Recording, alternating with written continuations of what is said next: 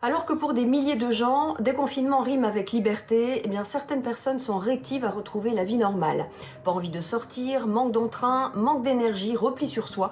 On appelle ça le syndrome de la cabane. Alors docteur, phobie or not phobie? On n'est pas vraiment dans la phobie sociale et il n'y a pas d'attaque de panique ou de nausée, même comme on peut le voir parfois dans certains cas de phobie sociale.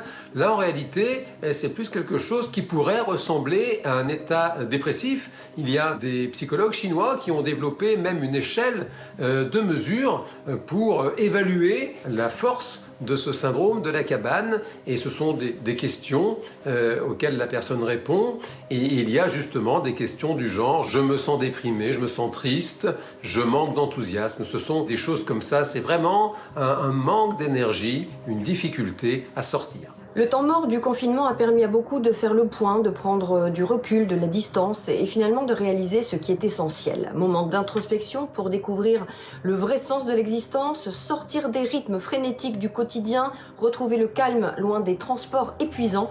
Se réfugier dans sa cabane, c'est aussi l'allégorie de l'intimité retrouvée. Jean Dorido, ce phénomène, c'est un petit peu la marque de notre espèce humaine.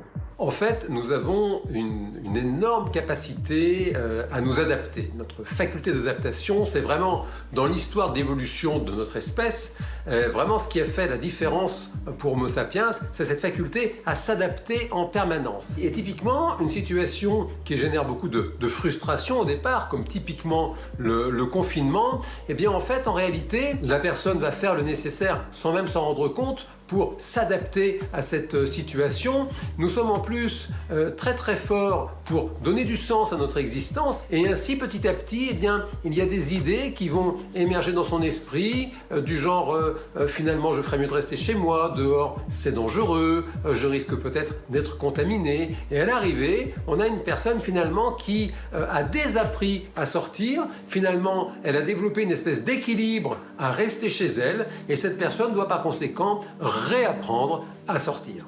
Réapprendre à sortir, mais aussi à travailler dans des conditions ordinaires, pas gagné. Plus de 70% des Français veulent continuer le télétravail, et cela parfois contre l'avis de leurs employeurs.